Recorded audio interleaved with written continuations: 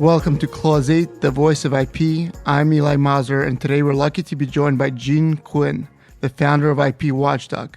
It has been the leading online publication focused on intellectual property for almost 20 years. Thank you so much for joining, Gene. Sure, no problem, Eli, anytime. I want to, of course, talk about a lot of the big IP issues, but first I want to tell the story about IP Watchdog. You hear a lot of these days about struggling media organizations, and you guys are about to celebrate your 20th anniversary. You just hired a new editor-in-chief. What do you think is responsible for your success? Well, one of the things that I think has been most responsible for my success, not only here with IP Watchdog, but with my success in various other areas, is I have really gone into a lot of different opportunities, I guess you might say, not realizing that I probably should fail, and then just working really hard to get it done, to get it succeed. And, there's no substitute for hard work, number one. And then trying to find where there's a niche and where there's opportunity, like any business, right? You don't want to redo what somebody else is doing. You want to find out what you do, what you can contribute, and what you can bring to the table, and then do it and hopefully enjoy doing it and do more of it, and that's what we've done. I do understand why the media is struggling. Yeah. It costs a lot of money to actually deliver the news, and what we've learned at IP Watchdog is people really today, for better or for worse, don't want news. They don't want that, and that's probably why you see so many shows on cable news that are not really news. Yeah, they're analysis, and so that's one of the things that we always did, and that was one of the things that I did very early on to kind of separate me from others, because I didn't want to do a blog. I didn't want to write what I had for breakfast or this or that, and one of the things I started doing was, for about 4 years, I had the inside back cover of Patent World. And that was 800 to 900 words a month. So I kind of got familiar with drafting news stories or op-eds, and I guess it was in that word length. And sorry, Patent World, was that a magazine? Yeah, that's a magazine that was out of the UK. So I was the US voice. Yeah, and I had a very favorable inside back cover position. So it was this kind of op-ed place. Right. And I commented on what was going on in the US or even around the world. And it was 800 to 900 words, and I got comfortable writing at that length.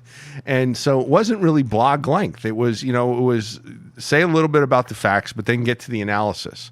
And that's what people really want. People want to know what they should be focusing on, and a lot of times it's because some of them like me and they agree with me, and then some people disagree with me, and they want to know what I think so that they can disagree with me, and that's perfectly fine. Yeah. I think it's great fun to have a point of view, and that's one of the things I think in law school too often you get beat out of you. It's you can't have a point of view. It's got to be vanilla, and I just don't like vanilla. And lucky enough, that's what people want to hear, is they want to hear a point of view, because I think it helps them figure out what they actually believe. Yeah. Do they agree with you or do they disagree with you? Yeah. Yeah, and that's definitely something IP Watchdog, how you guys separate yourselves, is that you do have a voice, you do have opinions. And this, like you said, it's the opposite for most patent attorneys who are very conservative and don't want to upset anybody. Did you have any concerns that you'll be airing all these opinions and a lot of people won't No. You won't be able to be employed again? Absolutely not. And, so this was also very fortuitous. My first legal job was as a general civil litigator. We did litigation for everything. You had a litigation issue, the firm I was with had a litigation solution for you. So I found that, and this was up in New Hampshire, and I worked for one of the partners, and he was the chair of the Democratic Party in New Hampshire, and he ran for Congress a few times. And one of the other partners who I worked for very frequently, he was a Republican and in the state house and in the leadership in the state house.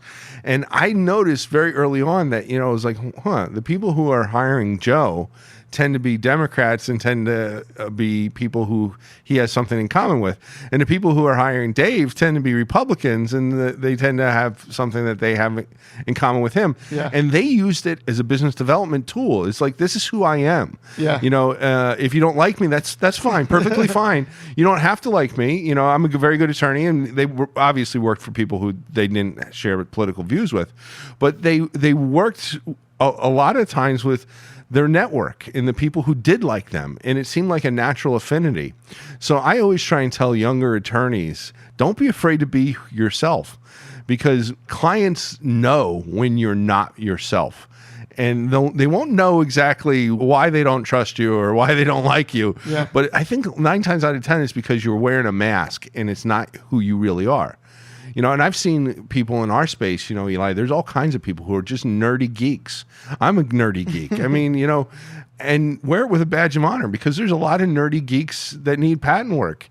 And a lot of them read comic books just like I do. They watch, the Flash and Arrow and their Batman, and they like the Marvel universe too. And you might have something in common with them. And they've coded up stuff and they've deleted stuff after working all night in the lab, just like you did too. So I think I embraced that. So I was never afraid to say who I was and what I really believed. So it seems like you were working at a very exciting place, but what made you decide to go, I guess, into patent law? So I'm an electrical engineer, Yeah. and when I went to law school young, and I kind of went to law school to escape my electrical engineering. Yeah. I always... Like a lot of patent attorneys. Yeah, right. I always tell people I was never going to set the world on fire as an electrical engineer unless it was quite literally setting the world on fire. So then I went to law school when I was 21, which, is not extremely young, but it's a little on the young side. And then you see that they want the first jobs you're interviewing for, they want you to be in the top 25% of your law school class and the top 25% of your undergraduate class. And it's like, well, I was in the top 10% of my law school class, and I was in the top 100% of my undergraduate. Yeah. I'm not quite that bad, but it was, so I'm like, well, I'm never going to escape it. So I liked doing litigation. It seemed like in law school as much as you can know, right? Right. So I did that, knowing that I could always go back and fall back on patents. And then I wound up doing that. Just a couple of years later, I wound up, studying for the patent bar, and I went back up to Franklin Pierce, where I had gotten my degree, and I got my LLM in IP, and then that's all she wrote. Can you tell us a story? I guess after you went back to school, you were a professor at a lot of different law schools, but you started at IP Watchdog back in 1999, which is like around the same time, just right after Google started. And yeah. I mean, I'm at the dawn of the internet, really. I mean, not like, the very beginning, back in like 1996-ish or whenever. But I bought the name in 1998, and it was me and a bunch of other guys I was getting my LLM with. And we had this, what we called this think tank, and we got together every week, and we talk about our plan to dominate the world. Yeah. And it was the .com era, the beginning of the .com, right? I mean, everybody was going to become filthy rich. All you needed was a .com.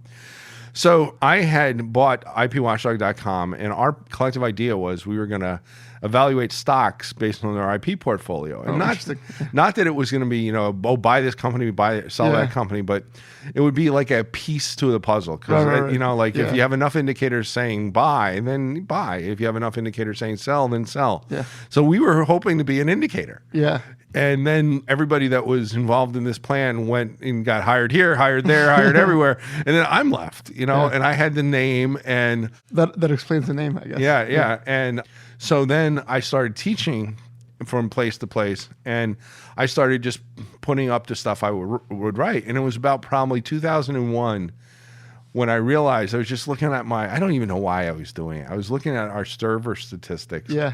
And I realized there was like over 10,000 people a month reading just my random thoughts I was putting up. And I'm like, I can probably turn this into And initially it was for your students to use it. Yeah. But there was obviously a whole lot more people than the students finding it. And back then it was, Google wasn't, it was Alta Vista, and it was probably the big one. And, the big search engine of the day. That's a name from the past. I don't even know that they probably don't even exist anymore. I guess you realized a lot of people are visiting, and then did you decide, well, I'll start putting more content up and see what happens? Yeah. Well, what I did was I figured, okay, so I graduated law school in 1995, so it's 2001. So I'm in the area of being, probably like a, senior associate, junior partner type. Yeah. What can I do legitimately that people would read, right? Yeah. So I spent so much time summarizing cases. Yeah. Because I worked when I was in New Hampshire. I was the only associate at a 10-partner law firm. So lots of chiefs, not a lot of Indians, you know. And as the saying goes in New Hampshire, that's just the way the law firms are up there. Right. So I would summarize these cases all the time for them, and they, do memos and all that. So I thought, well, I can read these cases and say what they are. So I would summarize. I literally read every IP case in America on the district court level and on the appellate level. And at that time, how did you get the decisions? LexisNexis. Okay. And I would summarize them in one paragraph. Yeah. And copyrights, trademarks, trade secrets, and patents. Yeah. And, back then in early 2000s, there wasn't a lot of, it wasn't like it is today. Right. There was much fewer of them, much fewer of them. At least the ones that you could get your hands on. So I summarized them, and I sent out a weekly newsletter, and then I would put them up on the website, and then I'd be taking these things here and there, and then creating pages to describe various things and stuff. But it was all HTML static. Things really didn't hit, the afterburner until the blogging platforms came along. So who was your target audience at the time? Did you think it was other IP associates?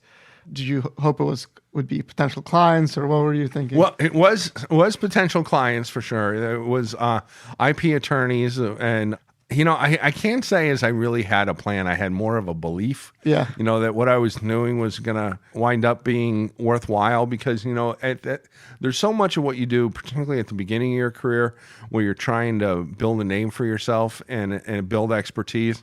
And I knew, even if I didn't figure out exactly how to turn this into a quote unquote business, that it was going to be beneficial, just because more people were going to know who I was. And then little by little, more people did find me and want me to do legal work for them. So I've got a lot of legal work through IP Watchdog over the years. And I guess at what point, was there a certain point when you decided, I'm just going to focus on IP Watchdog and, leave that all those chiefs behind? Yeah. Well, okay. So I was teaching and going from place to place, and then I met Renee probably in about 2002. Who's your wife? Who's my wife now, and works for IP Watchdog. And she's my sometimes I say I work for her. Okay. She's the glue that holds the office together. Yeah. And she didn't really want to move around a lot, and things were growing, and I had I had told the dean at Syracuse University, where I was teaching, what I really thought. So I didn't get fired, but because I was on a contract from the state. Yeah. But she doubled my workload and cut my salary in half, so I quit. You know, and it was probably a year ahead of what I had planned, and then that was in 2005, and I just never looked back. I guess obviously, we talked about your voice. You're associated with having a very, pro-patent voice. Yeah. Can you tell us a story about, when did you first hear about patents? What was your impression of them? And did you always have the same, outlook about patent issues as you have now? I guess I did. I mean, my uncle was an inventor. He had 6 patents. He never made any money on them. So, so you had a realistic view of them. Yeah. So I have a realistic view of patents. And I tell my client, I talk about my uncle all the time, because he actually, in one of his inventions, he sold police equipment. Yeah. And he was, for a period of time, an official in the International Chiefs of Police organization. Yeah. So he was playing golf with some general from, this is the story, I don't know whether this is true or not, but some general from the Pentagon, and he was telling my uncle, this is what we need. We need some kind of it had something to do with grenade launchers. Yeah. So my uncle spent 6 months, figured out, filed a patent application, went back and told this guy who he had met playing golf, I've got the solution to your problem, and delivered exactly what this guy asked for. Yeah. And there had been a paradigm shift in the 6 months that ensued. And it's we would have bought those if you had it back when we were playing golf, but we're not interested in them anymore, So there's just the invention part of patents is the easiest part, because it's the only thing the inventor can really control. Yeah. So, I'm really interested in patents from a business standpoint, because I think it's really cool and interesting to invent stuff, but it's what really helps the businesses get off the ground. And you're talking about, I guess, startups and investment. Yeah, and that's really where all my work has really been with startup companies and trying to help them and get investment and then grow. And so, like, if you were to ask me, people always ask me, what's the coolest stuff you've ever worked on? Yeah. The coolest stuff I've ever worked on is usually stuff that most people wouldn't think is all that particularly cool, because I find it cool because of the story. Yeah. Like this wakeboard that's right here, behind us. Yeah. I've worked with this inventor and who's become a friend now since he first started back in 07, 08. Oh, wow. And now he's been on Shark Tank, and now his company is probably worth it's got to be worth at least $5 to $10 million company. Yeah. And he's doing a couple $1 million a year on wakeboards and accessories, Yeah. and it's all because of a patent. Yeah. And we got him one patent, and then he got a couple more patents, and then the product is great and people like it, and hard work, and he's a good person, and people want to buy from him, and it does really great stuff, and he's just done business right. He's got some people, the original creator inventor of the original wakeboard is on his board of directors. Yeah. So this is, when you get a client like that, they can start from, I need to file a provisional application, to now he's, on his way to really building a really special company. That's exciting to me. So that's interesting. I think that explains your views in terms of the way you see the patent system is through the eyes of these startup founders and inventors, and you realize what a crucial piece the patents play in their company. Absolutely. And the first patent we got from one that I wrote, I didn't prosecute it. They lost at the Federal Circuit. Yeah. Because the Federal Circuit said that wakeboard is obvious. Yeah. And I got to tell you, they're wrong. And Judge Newman dissented, and she was right.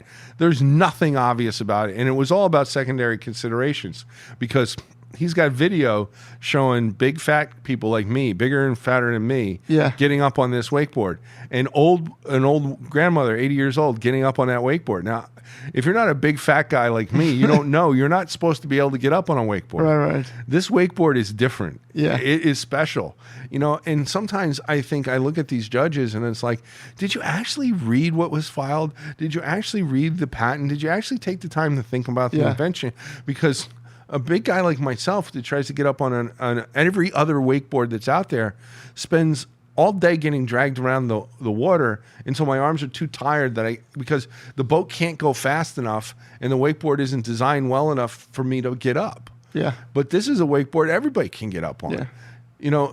There's something special. And if there's something special, that's supposed to mean it's not obvious. Right. And that story, and I see that a lot. And it's one thing if it happens to, like the Qualcomms or the IBMs of the world who have, more money to hire and fight until they win. Right. But when it's the smaller inventor who's trying to build the company, and America is built on, for better or for worse, it's built on small companies hiring real people who need jobs. Yeah. And it's the startup companies that hire the most people. I'm getting worked up. No, and I think this explains your passion. And, the story it behind does, and that's the perfect example. Yeah. That's one of the really good examples. Yeah. I mean, one thing that you do is you not only express your opinion, but you call out people who you think have gotten things wrong. Some of them, my friends. So I was going to ask you, are you ever concerned that people will take it personally? Or do you think the issues that you're talking about are more important than that? I guess, how do you weigh all that? I mean, sometimes I used to worry about it. I mean, I don't really worry about it. I mean, I'm sure some people do take it personally. The one thing I do remember when I met Judge Michelle for the first time, I remember calling Renee and telling her, I'm so sorry about everything I've ever written about the Federal Circuit, because he's such a really nice guy. Right. But I've had conversations with him, and I've gotten to know him really quite well over the years since he's left the court. And he read what he thought was legitimate criticism, not just the screaming and hollering. And that helped inform him. So I would hope that kind of tries to, people will help inform themselves by it. But I don't know. All I can do is be myself, I suppose. Yeah. I mean, you would hope at least Federal Circuit judges would be, more mature than Yeah, and than the- I'm sure that they are. They probably don't like reading when I say certain things, you Yeah. know. And sometimes I maybe go over the top. I was just so like last week. I was just extremely frustrated, and somebody sent me an email and quoted me back at myself and said, "Well, I'm not trying to make any friends at the Federal Circuit, are you?" And it's no. I mean, I don't understand for the life of me how can something that actually has a physical, tangible presence be abstract? yeah. It can't. I mean, it just can't be, Yeah. right? I mean, it's illogical. And then the one that's even more illogical is it can be novel and non-obvious, yet not be inventive. I mean, that's just idiotic. Now, they're clearly not explaining themselves properly. Now, if they want to say that software is not patent eligible, why don't they just say it? You know, don't force us to act like, I guess I'm stuttering here now. What I'm trying to say is don't force the rest of us Right. to believe your illogical nonsense. Yeah. You know, if what you want to say is software is not patent eligible, say it. Right. Don't act like we have to believe something that's stupid and, oh, this is great, you're so wise, this is so thoughtful. No, it's garbage is what it is. And I was going to talk about it a little later. So obviously after the Alice Supreme Court decision came out, which put into question patentability, what's patent eligible and what's not, a lot of people were saying, you know, software patents are dead. How do you think that's played out? It seems like you think that there's a lot of confusion. There's a lot of disagreement. How would you define the... Yeah, you know, I don't know. I mean, I go back and forth, I suppose. You know, like I thought we were hitting our stride and I thought we had figured things out. And then, you know, the last handful of cases from the Federal Circuit, I mean, what they just said over the last couple of weeks that a garage door is abstract. Yeah. I mean, how is a garage door opener abstract?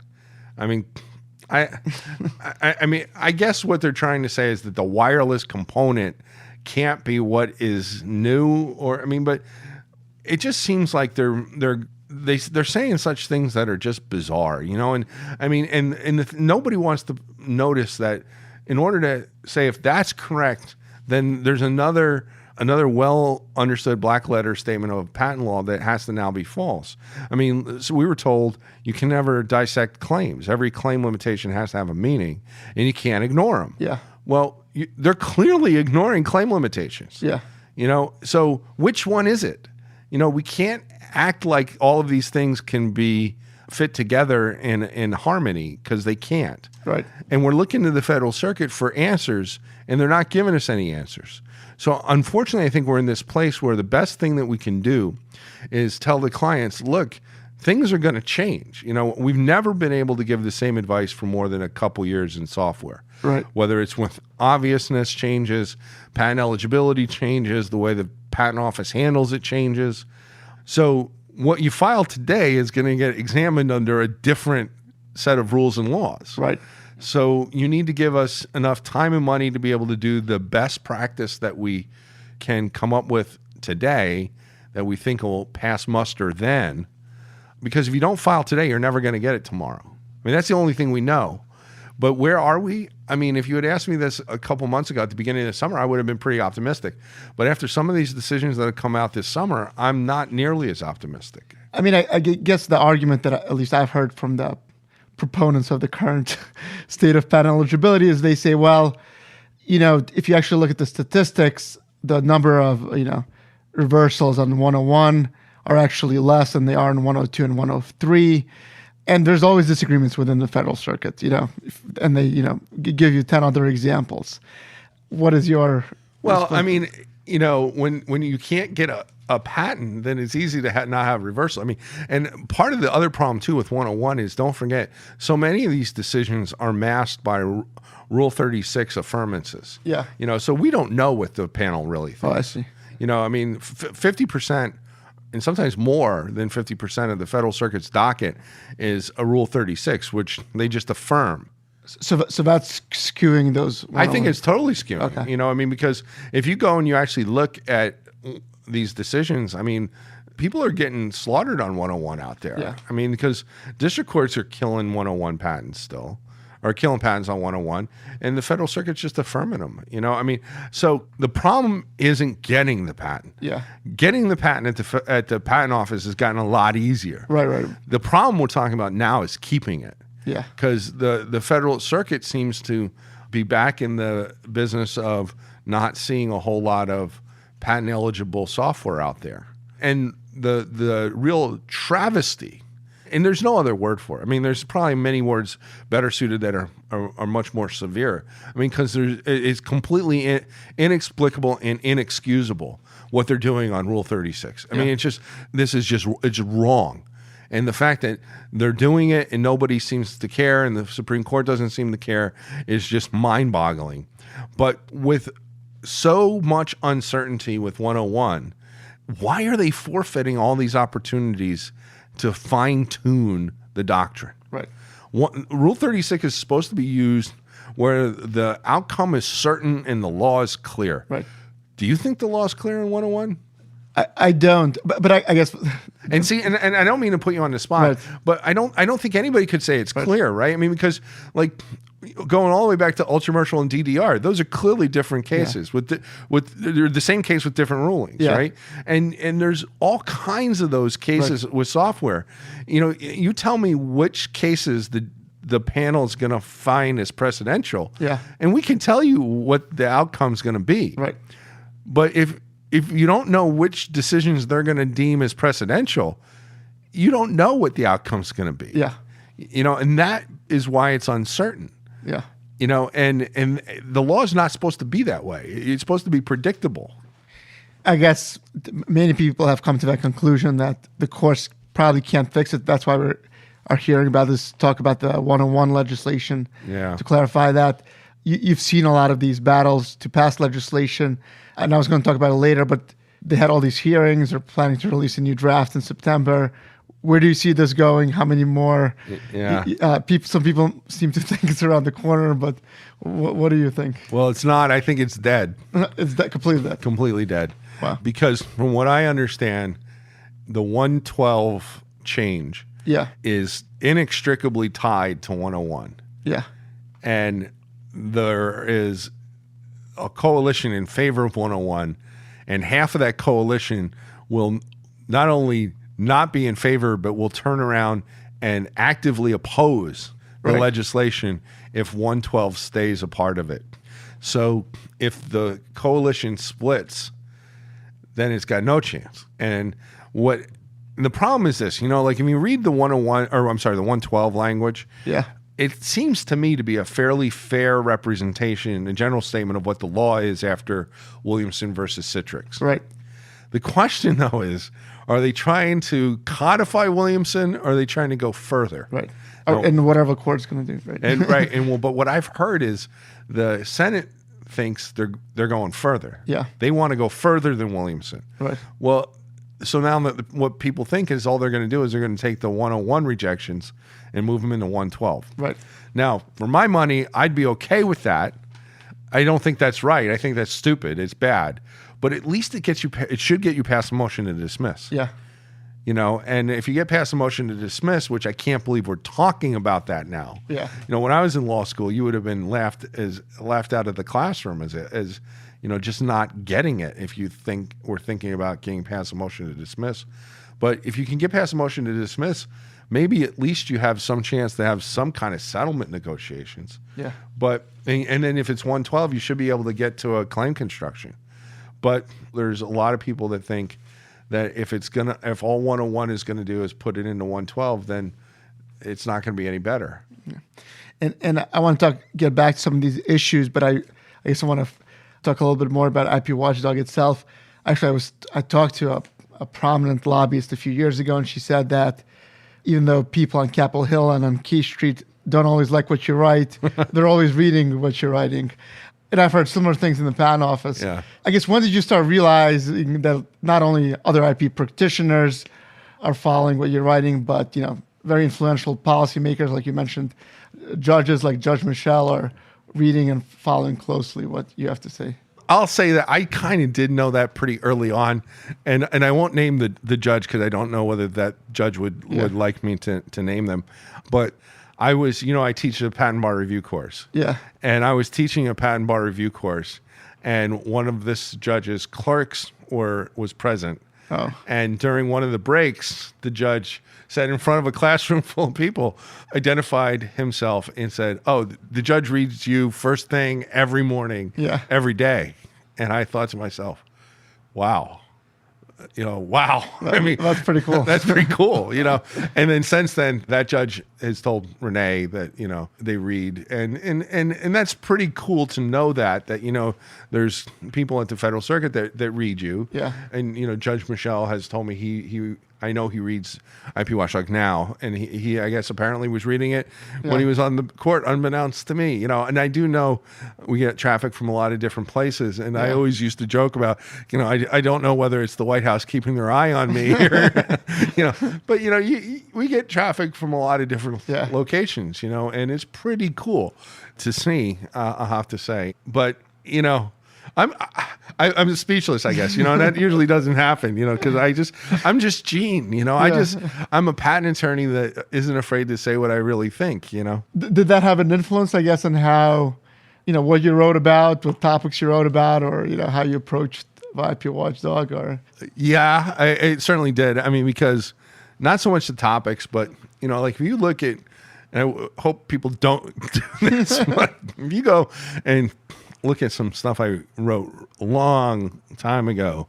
One, it wasn't terribly good. Every once in a while I'll stumble on something I have saved that I wrote, I don't know, 15 years or more ago. And it's painful to even look at, and there was also sometimes such animus, I think, Yeah. And part of that is, even though I was taught this very early on as a lawyer, sometimes you forget this.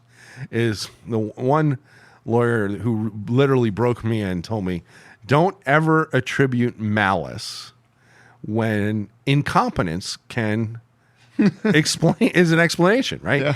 And it's because people are incompetent. People make mistakes, far more often than they're malicious. And sometimes I used to forget that a lot, and I probably still do.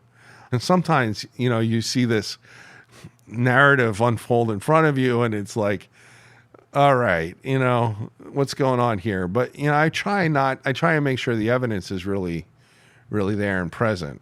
I did notice that you do publish pieces by people who disagree with you. Yep. You interview people who disagree with you. Yep.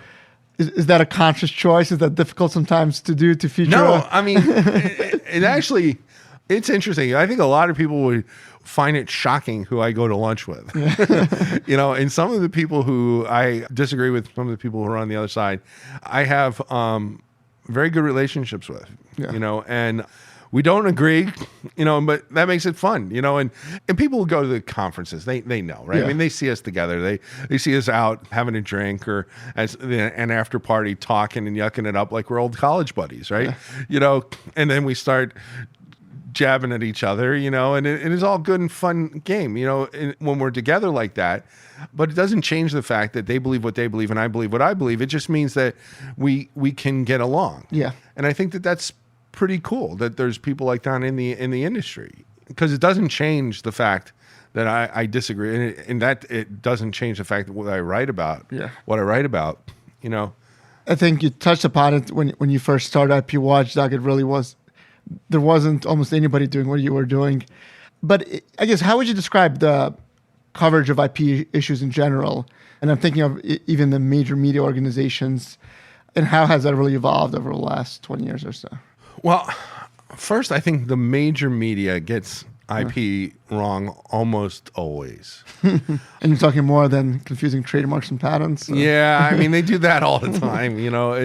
There are some outlets, right? Like The Hill does pretty good. Yeah. But they also allow guest articles, and they experts, and experts. And Politico and The Hill are both really quite good when they're reporting matter-of-factly about the legislation that's moving and what people are saying and doing and that sort of thing. So that's not what I'm talking about. I mean, so there is some good stuff that's out there, but when you get past that, a lot of the stuff is just really, it's almost like it's drive-by terrible, It's like, so for example, I always tell people, it's like, I tell my students in the patent bars, like, you're gonna undoubtedly, now that I'm telling you this, notice this, you'll read an article and insert major news publication, some important tech company will have lost some enormously important patent that you didn't even know was getting challenged. And you're going to think to yourself, how could I have possibly missed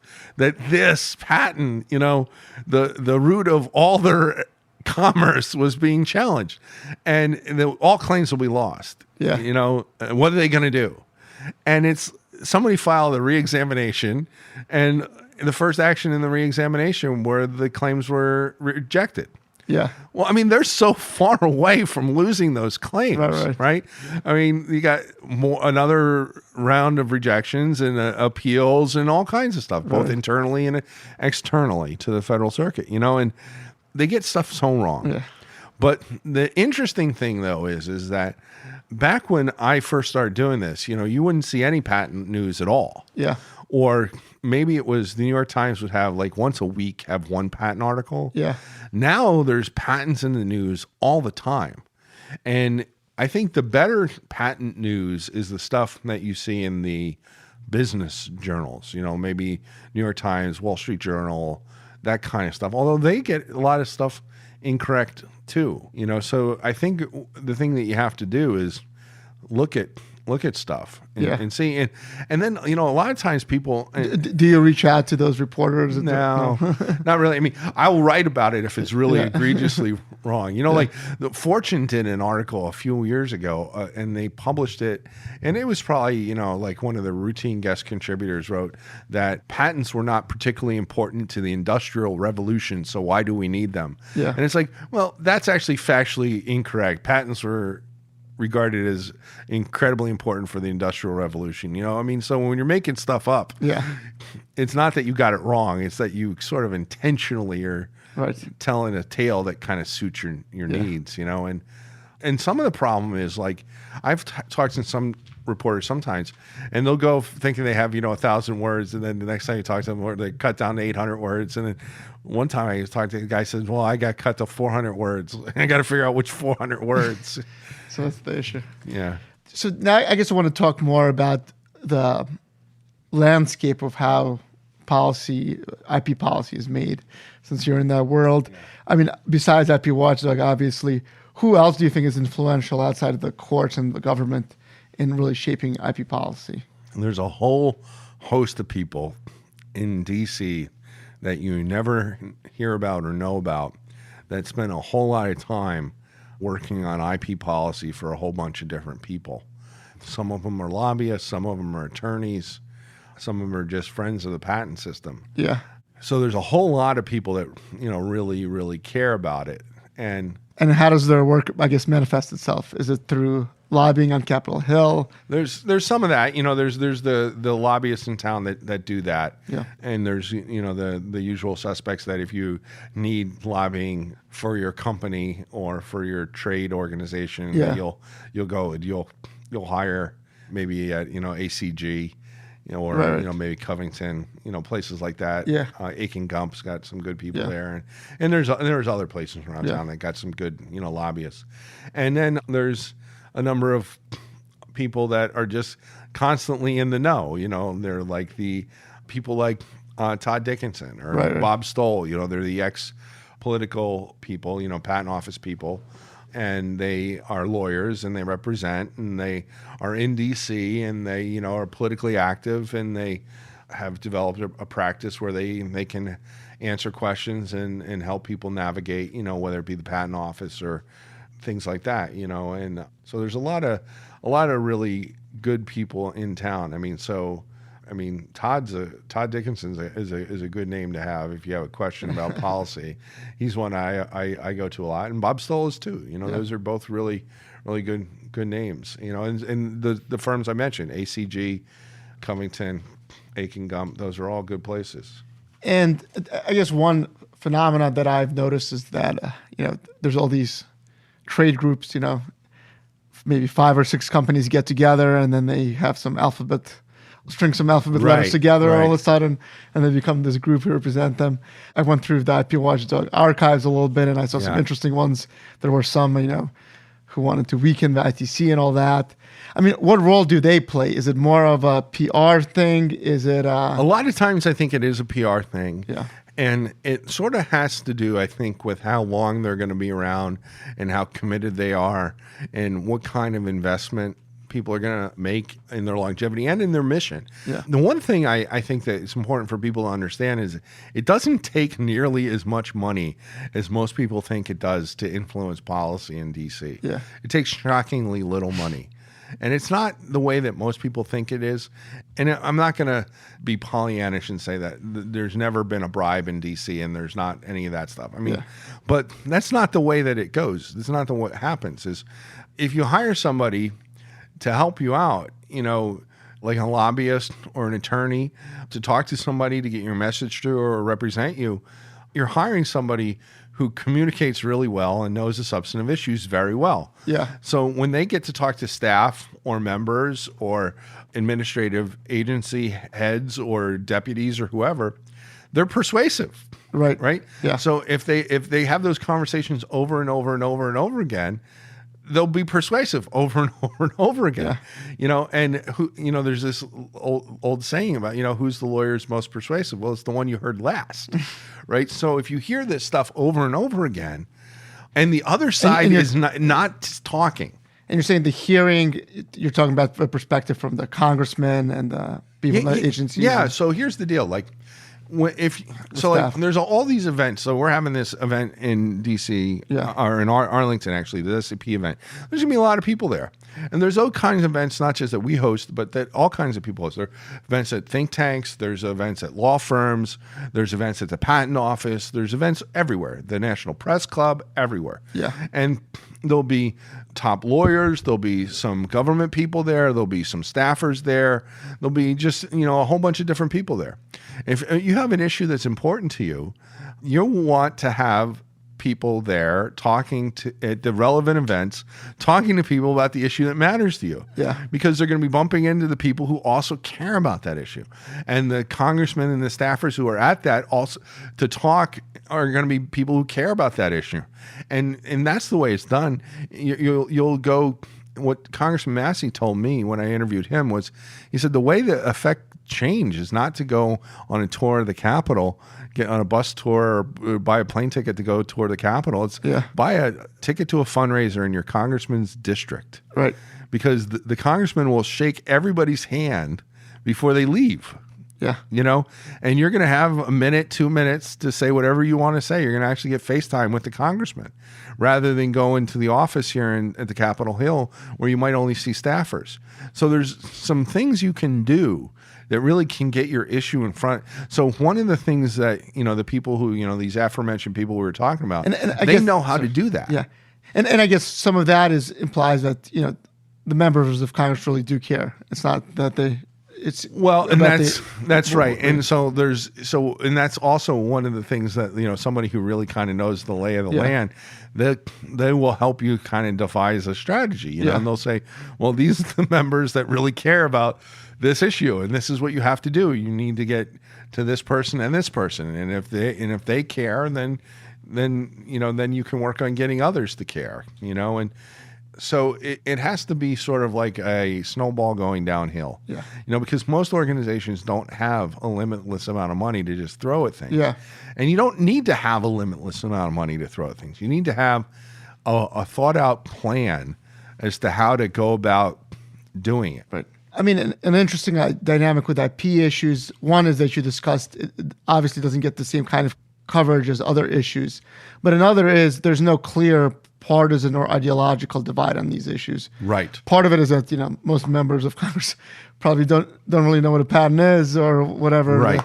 So I guess how does that play into the devising his right strategy? And that is a very interesting question, because one of the things, if there is no other side to something that is happening, then the members who don't know what a patent is are going to go along with what is the wave.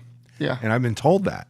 And the way that people might say, oh, well, that's terrible. Think about it for a second. There's so much that goes on in governing our government, right? So these members, even assuming that all of them really care and are there to do a good job and not just to give media interviews or raise money or whatever, let's say that all of them are trying to do a good job. there's so many other things that they're assigned to do that they have to then allow members who are tasked with the IP policy to do their work and then report back and inform them about what they need to know and what they should be thinking and doing, right? Yeah. So that's what having an alternative vision about IP matters so much about, is because back when you would only have like the large Silicon Valley view of IP, you were seeing it was easy to get it through because the members who were disengaged on IP, and maybe they were engaged on agriculture or they were engaged on national security or whatever they were engaged in, they would look to the people who are engaged on IP and say, oh, well, we got near unanimity over here because all we're seeing is the tech sector coming. And that's why it was so critical that when the patent system seemed to be whittling away, all the people who needed strong patent rights weren't coming out and saying something. Yeah. And when do you, I guess, what point of time do you think it did become just predominantly big tech companies who were involved in, involved in educating members of Congress on these issues, or policymakers on these issues? Certainly when this started getting momentum and getting across the finish line, because you're talking about the AIA? The AIA. Yeah. I mean, that because... So that's like the... It got passed in 2010, or 2011 is when it went into force. So you're talking about 2009, 2010 is when it really started getting that momentum. And I think what was happening is a lot of people just thought, oh, it's not going to happen. A lot of these changes are just radical. There's too much. And patent attorneys are notoriously head down doing the work and so much work and just doing, and it's not a bad thing, right? You got clients, you got deadlines, you got things to do. Well, there was a theory, I guess it's played out, that it might be good for patent attorneys. It certainly has been, right? But now I think one of the problems has been that a lot of the people who cared a lot about this not going to hell, my terms, were told by their attorneys not to say anything. Yeah. Because, hey, you own patents, you're in litigation, you're licensing, you don't want to be out there as the poster child for this patent troll, So they didn't say anything. And so many people didn't say anything. And then nobody stepped up to say anything. Yeah. And what I saw with IP Watchdog was we couldn't get anybody to say anything. And then when they were ready to say something, they would have lost the litigation. And now they're a bitter inventor who lost. Right. And you need to be involved ahead of that. Yeah. And the other thing too that people need to know is you need to be involved early. It's just like you'll hear this, if you haven't heard it already, you'll start to hear this soon with the 2020 election. Yeah. Early money defines candidates. Right. Right. And then you'll be at a certain point in time when the candidates will have been so thoroughly defined that you'll need an overwhelming amount of money, and it may be too late to change the narrative. Yeah. Right? Well, that's true with legislation. You got to get in early. And by the time most people know that the train is running and it's likely going to happen, it's too late to affect it. Yeah. Everybody's made up their mind. Promises have been made. Deals have been cut. The language has been parsed. We'll change this word to this and that word to that. I'll vote on this if you vote on this for me over here. What any of the deals that might need to be made have been made by the time a lot of people clue in. So that's why if it matters to you, you got to get involved very early in the process. And I guess my sense is that people from the pro-patent side of those issues, if that's a fair characterization, they've learned that lesson since AIA. Is that your... Yeah, I think that they have. And it seems like they have with respect to the 101 stuff because they participated in the roundtables. Yeah. Now, the question will become, I don't know. I mean, I wonder in D.C. whether you can take a half a loaf of bread. Back in the day, Ronald Reagan and Tip O'Neill, they used to talk about this. It's better to have a half a loaf of bread than no loaf of bread at all. Right. So if I can't get 100% of the legislation I want, I'll take 50%, and then I'll just circle back and keep trying to get what I want. Yeah. And I wonder if in D.C. if that's possible anymore. And I think sometimes the enemy, how did President Obama put it? The enemy of the perfect is the good. Yeah. You know, so if it's good, you don't want it unless it's perfect. Yeah. And I think we may need to look at this and take it's good. Yeah. And then we'll come back and try and make it perfect next. So you would take that? If it was the only thing on the table, I would take it. I guess another thing, and I kind of want to, from both angles, but discuss is obviously Congress plays an important role, the courts play an important role, but at the end of the day, it's really the director of a USPTO who has a lot of actually influence in how these post-grant proceedings got implemented, how patents get granted, and so forth. I guess your view is within the executive branch, how influential is the USPTO director? Is he kind of taking the calls from the White House? Is he following directions from the White House, or it varies administration to administration? That certainly varies administration to administration. There have been administrations that probably couldn't have found the patent office with a map, you know. Yeah. And there's been administrations that literally called the patent office every day for an update. Yeah.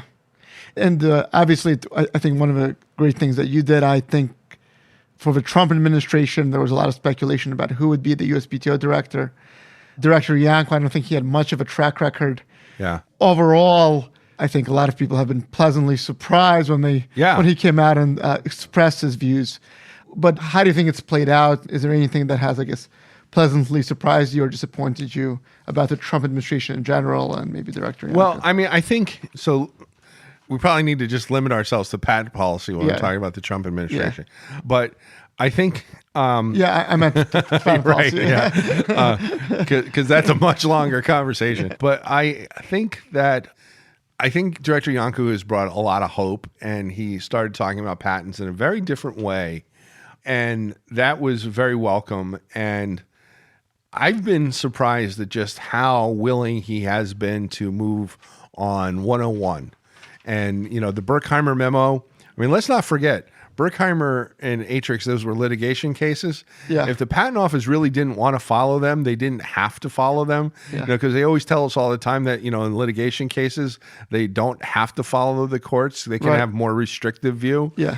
And they did. They said, look, if these are facts, then it should be a fact when we're determining them the same way. And I think he came out when he was looking at the revised guidance at the beginning of 2019, which was really to look at 2A.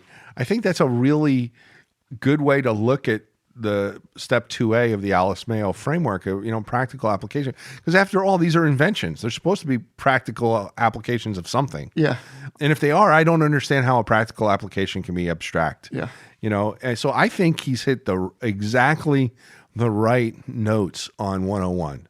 I think his hands are probably a lot more tied on 101 with the life sciences, because the Supreme Court has so screwed up the life sciences industry. But so I give him all the props for 101, and I give him tremendous amount of props for going to Congress and saying, look, you've got to do something about this. Right. I have been recently critical of him with respect to the PTAB, you know, and people were telling me for a long time I was letting it slide and, you know, giving him a pass. And I was, because, you know, you got to give the guy a chance. You got to give him some time.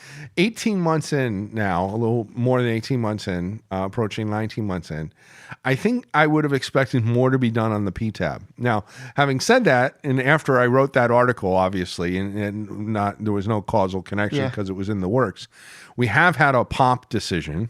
Yeah. And I think that went good. That was a pro-patent POP decision. I'm surprised there haven't been more of them.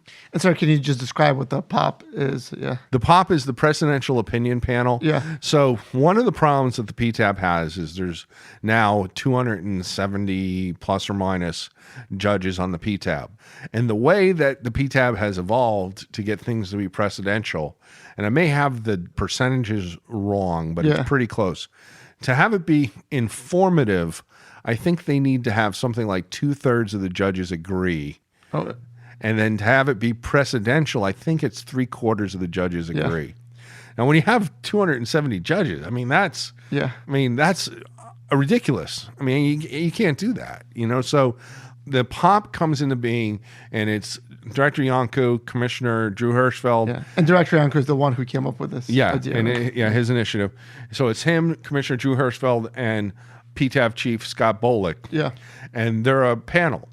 And so you can appeal from a PTAB decision to the POP.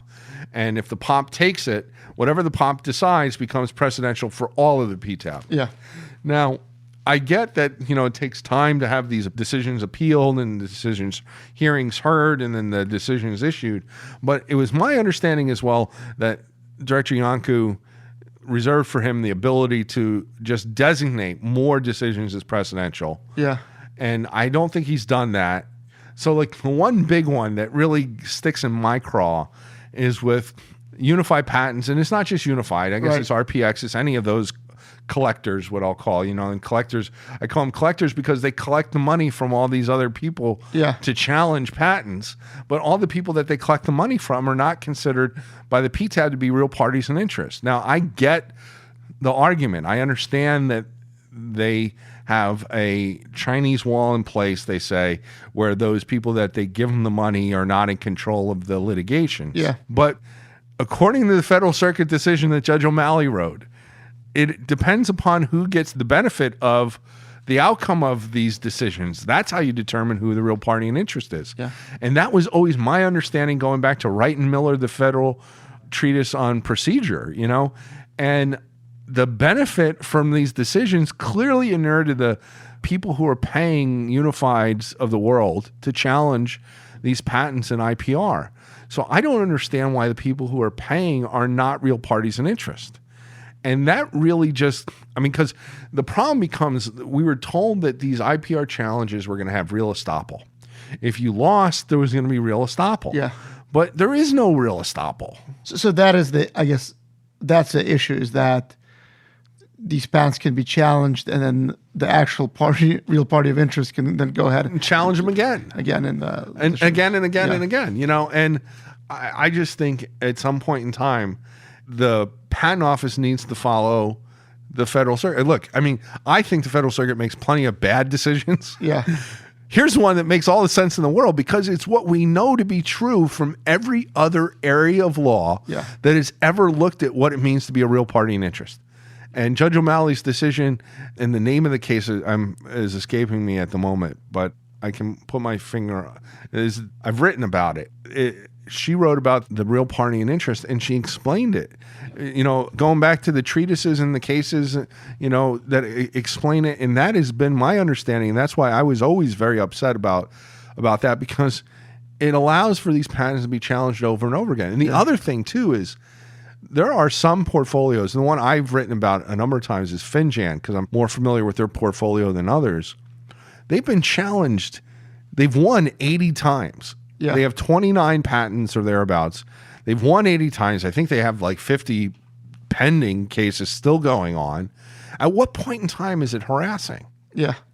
So from what I understand, I was actually going to ask you, if you could fix one thing about the PTAB, what would it be? It seems if we're going to have a PTAB, let's just have estoppel, and let's not be able to challenge these patents over and over again. I think if I only had one thing, I'd probably fudge this, right? My one thing would be fixing the estoppel, right? Because then that might be like a tentacle and go out in a couple different ways. Right. Because then I think that would have to, I see it in a couple different ways, because you'd have to do something about the harassing challenges, right? And you would have to do something about real party and interest.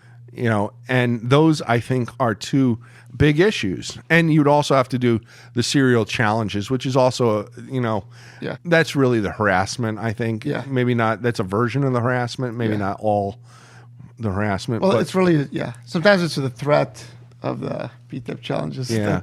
Well, but the thing too is, I don't get the PTAB, like, if you and I mean, we're both attorneys. We both carry the ethical ball and chain around with us like every other attorney out there. Yeah. And if we have a conflict we can't represent, and the conflict, we can't erase a conflict. We carry our whole career. And at the PTAB, they've had judges decide decisions dealing with former clients that they've litigated on behalf of. Yeah. And I thought that they had stopped doing that. And just a few weeks ago, I was alerted to the fact that no, again, another APJ was assigned to another Apple case, and she's represented Apple in litigation before. And we wrote about that a couple years ago. And it's like, I don't get these unforced errors by the PTAB is why people like me and others look at this court and say, well, if they're doing these things, what else are they doing? I was actually going to ask you because to me, it's just so odd, like reassign these PTAB judges to other cases. Why even create this appearance that there might be some kind of something off? I mean, do you have any sense? Is it just incompetence, like you say? I have no idea. I mean, I think that what I had talked to a number of older judges from the Board of Patent Appeals and Interferences. Most of them, I think the ones I had talked to were retired, and they talked to me back then a couple years ago when we started writing about this, and I was writing like, why doesn't the PTAB have a rule of conduct, code of conduct for the judges? And a couple of them reached out to me, and they all said the same thing. And I said, don't forget, the way that you became a judge on the board was you were an employee of the patent office, usually for 20 years or more. Yeah. And then you got promoted to the board. So if you had any conflict, which likely you didn't, it was probably a generation old. Yeah. And so there was really no need to have, because you've been working for the office forever. Yeah. In one capacity or another. And then when it becomes the PTAB, right, and they go out and they hire a bunch of attorneys who were just yesterday representing clients, it was just an oversight. Yeah. But at what point in time does that oversight not become excusable? I mean, I'm just thinking of one of the judges that you wrote about. He went back to work for the client. Oh my God! I mean, you can't make that up, right? Yeah. He was a litigator at a firm, litigating on behalf of Apple. Yeah. Then decided over 25 cases in which Apple was the petitioner. And in those 25 cases, Apple won over 96% of them. And then when I wrote about this, he was removed from all the Apple cases. Then he shortly thereafter left. And then Apple hired him. You can't make this stuff up. It must be some kind of signal. I don't know. I mean, but this is the thing. You try, because, you don't want to attribute malice. Yeah. Right? I mean, maybe it's happenstance. Maybe people just didn't know. But my God, the optics are terrible. And, and some of this is a new problem for the patent office. Yeah. Because there are a lot of companies now that have an awful lot of data, and it's thanks to Google. Yeah. And not just Google, but others. Google's picked it up, and there's been other companies that, through the invitation from the patent office, and just really, guys honest, a good service Google did for all of us. Yeah. Is they, for a period of years, were scraping data off the patent office servers with the permission of the patent office, and creating this corpus of raw data. And now there's so much of this raw data that's out there that you have LexisNexis and, for example, and many other companies that have access to this data, and they're creating interesting new ways to drill down this data and search it that we would never have known about a lot of this stuff before. Yeah. So it is a fresh new day for the patent office to have to become better at dealing with optics, I think. Yeah. Interesting. We started this discussion about talking why patents are important. Startups need them. And then we talked about a lot of the issues, I guess, and the problems. And you've been watching it pretty closely over the last 20 years. I mean, what is your prediction about where we'll be maybe in the next 20 years with the patent system? Oh, my gosh. Well, I mean... Or I guess any thoughts about the field and so on. Yeah, I mean, I think that if we're not going to just do away with the patent system in the U.S., it's going to have to be resolved here over the next several years to come more in line with the rest of the world, ironically, right? Yeah. I mean, because more is patent eligible in Europe and in China than it is in the U.S., at least in the software area, for sure, and maybe also in the life sciences area, in certain pockets of the life sciences area. Certainly in medical diagnostics, and that's scary. I mean, because if you can't diagnose it, you can't treat it. And that really is worrisome. So I do have faith that we're going to get this right. but it's probably going to take another couple years, 2 to 3 years to get it right. Yeah, which isn't bad. Which isn't so bad in the broader picture of Yeah. things, right? But where are we going to be? I mean, I don't know that we're ever going to be back in the heydays of the .com era, but or back when, people were paying like ridiculous amounts of money for questionable patent portfolios. But because we have the computers are involved now, right? As computers are getting involved and the prior art searching gets better, the quality of the patents ought to get better. And what really should be happening is people should be looking at this and say, I can see a point in time here in the not too distant future where people like you and me that have been telling our clients, look, don't get more patents, get better patents. Yeah. That has to become the rule. And it's not just you and I are going to be talking about that, because it's that if you're not doing that pretty soon, you're going to be spending stupid money. Yeah. Because examiners have to have algorithms helping them with 112 rejections. Yeah. How else are they given these 15, 18 pages of 112 rejections? Right. Because we know they don't read the specification. Yeah. Right? So it's working its way into the patent office. Finding prior art is going to get better with better search algorithms. AI is going to become smarter. How soon it actually becomes true artificial intelligence that we can leverage, I don't know. But, a lot of things are going to be changing. And if we don't look at ways to plant those seeds now, then I think we're going to wind up being lost moving forward in the future.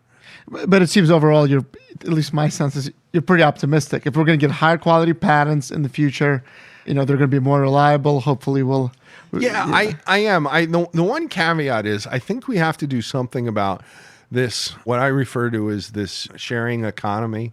Because the sharing economy, I think, is a problem, right? Because it really drives all the way down to the way people think. Kids think and grow up expecting everything to be available for free. Yeah. And things are not free, and we know that now. The currency of the internet is your email address, your name, and them spying on you so they know what your preferences are for absolutely everything. Yeah.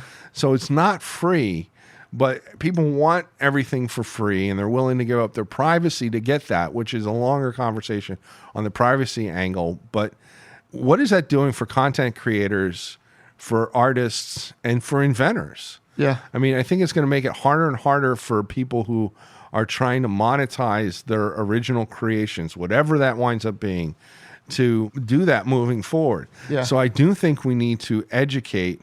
And that's why I was so upset with what was going on during the second Obama term, when I thought that there was just this sense that innovation was going to happen. Yeah. Innovation has never just happened. People have to spend a lot of time and energy to do it. Yeah.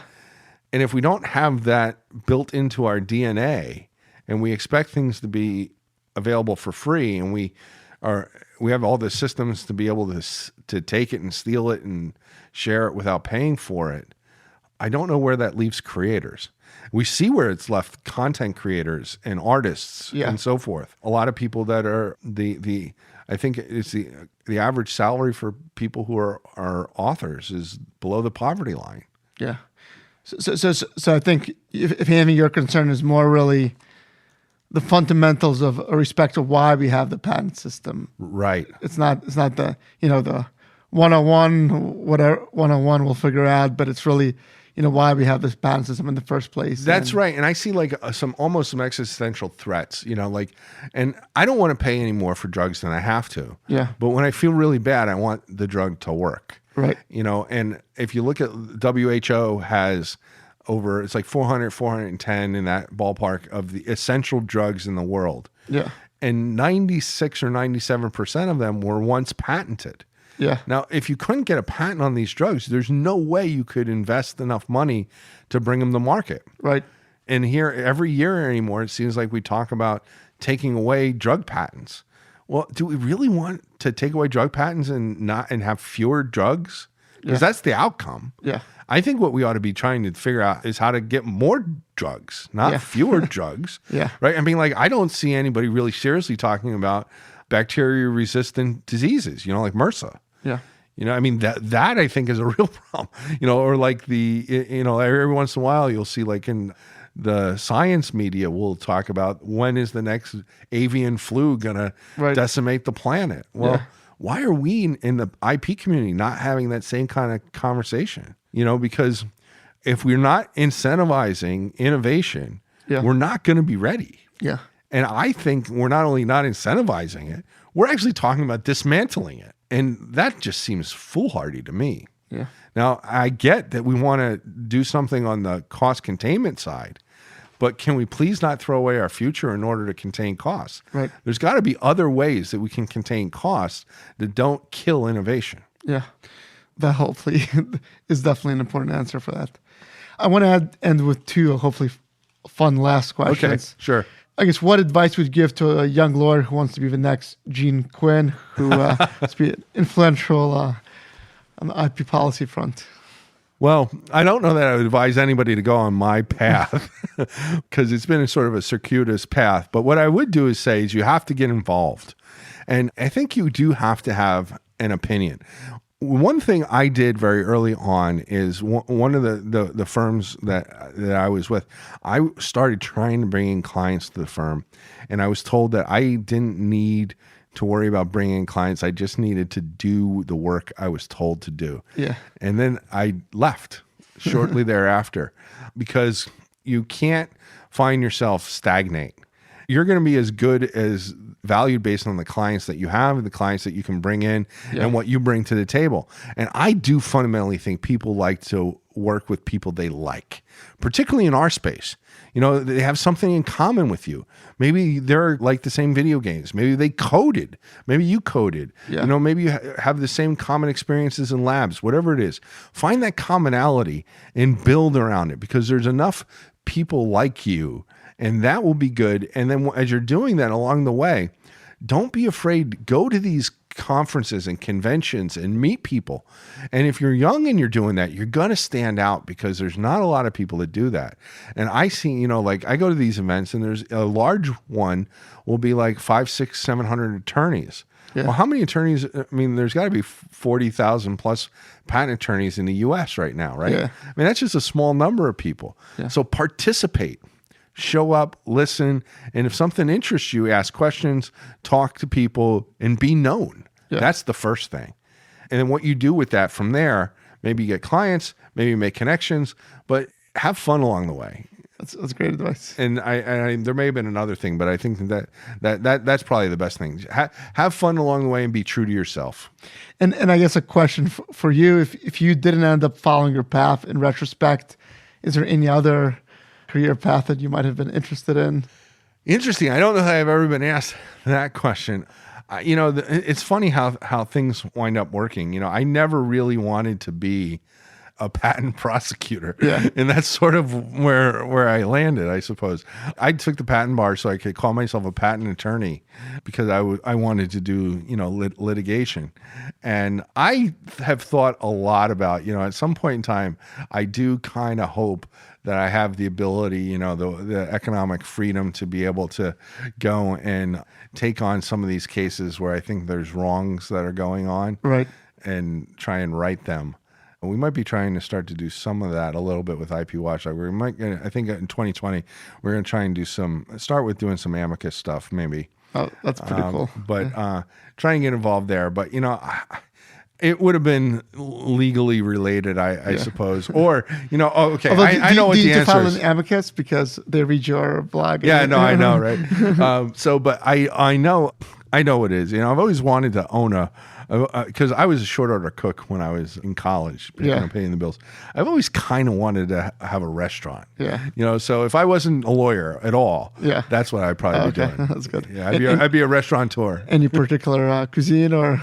Well, I've always wanted to have like just a place, you know, like a sports bar, you know, where people just really like to go and have good food and have a drink, and it's just be a comfortable place where everybody can go and you know. Not like Cheers, but you know, where people know your name, you know, where you're everybody's welcome, you know, that sort of thing. That's with their personality. Yeah. I guess one question does occur to me, one last one. You said you've bought an IP Watchdog with 10 of your other buddies. Yeah. What do they think of what it's become? Oh yeah, yeah. They're very complimentary, you know. And it's funny. We're on this chat group with a lot of them still, Yeah. and I'm still in touch with those guys. And you know, those are life friends. You know, Yeah. they went off to do different things, and so we are still very close. But yeah, no, they're pleased. I think with what we're doing. That's great. All right. Thanks again. Sure. Thanks, Eli. This is lots of fun.